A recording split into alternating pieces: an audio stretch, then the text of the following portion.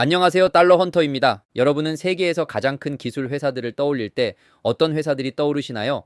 아마 애플, 마이크로소프트, 구글, 엔비디아, 아마존, 메타 같은 이름이 떠오를 겁니다. 그런데 브로드컴이라는 회사는 들어보신 적 있으신가요? 놀랍게도 브로드컴은 현재 세계에서 9번째로 큰 기술 회사입니다. 이 회사의 시가총액은 무려 700억 달러에 달하죠. 브로드컴은 사람들에게 많이 알려진 회사는 아니지만 엄청난 성장을 이루어 왔습니다.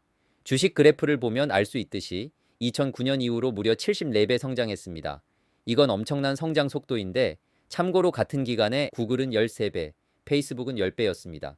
심지어 요즘 가장 핫한 엔비디아도 177배 성장했지만 그 정도로 주목을 받지는 않았죠. 여기서 엔비디아와 브로드컴의 큰 차이가 하나 있습니다. 엔비디아는 암호화폐 채굴, 자율주행차, 인공지능 모델 등 다양한 핫한 산업에 참여해 왔습니다. 반면에 애플은 아이폰을 만들고 구글과 페이스북은 전 세계 사람들이 매일 사용하는 서비스를 운영하죠. 그런데 브로드컴은 사실상 조용히 움직이는 회사였습니다.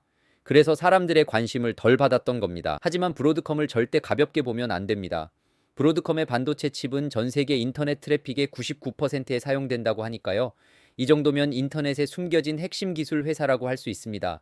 최근에는 690억 달러를 들여 VMWR이라는 회사를 인수했는데 이 인수가 기술 업계에서는 큰 논란을 불러일으켰습니다. 그렇다면 브로드컴은 어떻게 이렇게 큰 회사가 되었을까요? 과거로 돌아가 보죠. 브로드컴의 역사는 1961년으로 거슬러 올라갑니다. 다만 이 회사는 처음부터 브로드컴이라는 이름으로 시작한 게 아닙니다. 이 회사는 HP의 내부 부서로 시작했습니다. HP라고 하면 프린터 회사로 알고 있는 분들도 있겠지만 사실 1939년부터 첨단 기술 장비를 만들던 회사였습니다. 브로드컴은 HP의 한 부서로 시작했죠. 브로드컴이 처음으로 세상에 내놓은 발명품은 LED 신호등과 LED 점등 디스플레이 같은 기술이었습니다. 그리고 1970년대에는 광섬유 송수신기를 개발했습니다. 이 기술들은 당시에 꽤 혁신적이었고 이 덕분에 브로드컴은 이름을 알리기 시작했죠. 그런데 본격적인 성공의 시작은 1990년대 인터넷이 퍼지기 시작하면서부터입니다. 당시 UCLA의 교수와 학생이었던 헨리 사뮤엘리와 헨리 니콜라스가 함께 브로드컴이라는 회사를 세웠습니다. 인터넷이 막 발전하던 시절 이들은 인터넷을 연결하는 기술에 주목했습니다. 그때만 해도 인터넷 속도는 전화선으로 연결해 28.8kbps 정도밖에 안 됐는데 브로드컴의 기술은 이보다 1000배 더 빠른 인터넷 연결을 가능하게 했습니다. 덕분에 이들은 타임 워너, 로그웰 인터내셔널, 미 공군 같은 거대 고객들을 확보할 수 있었습니다. 인텔조차 이 회사에 500만 달러를 투자했습니다. 이렇게 빠르게 성장하던 브로드컴은 1998년에 드디어 상장을 하게 됩니다. 상장 후 주가는 폭발적으로 상승했고 회사의 창업자들은 백만장자가 됩니다. 하지만 여기서 문제가 발생합니다. 바로 옵션 백데이트 스캔들입니다. 옵션 백데이트란 쉽게 말하면 회사의 임원들이 회사의 주식을 예전에 저렴한 가격으로 매입할 수 있도록 서류를 조작한 사건입니다. 이 사건으로 인해 투자자들은 큰 손실을 입었고 브로드컴도 2.2억 달러의 배상금을 내야 했습니다. 하지만 이 스캔들에도 불구하고 회사의 성장은 멈추지 않았습니다. 이후 브로드컴은 HP의 일부였던 또 다른 회사인 에이자일랜트 테크놀로지스를 인수합니다. 이 과정에서 에이바고 테크놀로지스라는 회사로 이름을 바꿨고 2015년에는 드디어 브로드컴 전체를 인수하게 됩니다.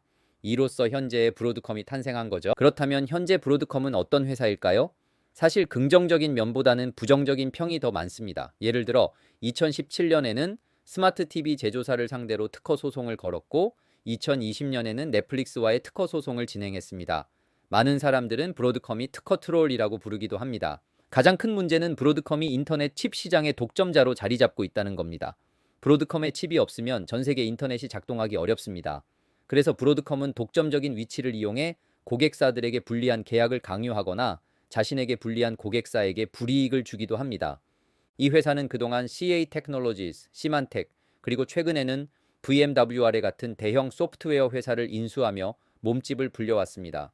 그 과정에서 불필요한 부서는 정리하고 돈이 되는 사업만 남겨 회사를 운영합니다. 덕분에 주가는 계속 상승해 왔지만 많은 사람들이 우려의 목소리를 내고 있습니다. 결론적으로 브로드컴은 전 세계 인터넷 인프라의 핵심을 쥐고 있는 보이지 않는 거대 기업입니다. 사람들이 많이 알지는 못하지만 인터넷을 사용하는 모든 사람들이 브로드컴의 기술을 이용하고 있습니다. 저는 달러 헌터였고 다음에 더 유익한 정보로 돌아오겠습니다. 감사합니다.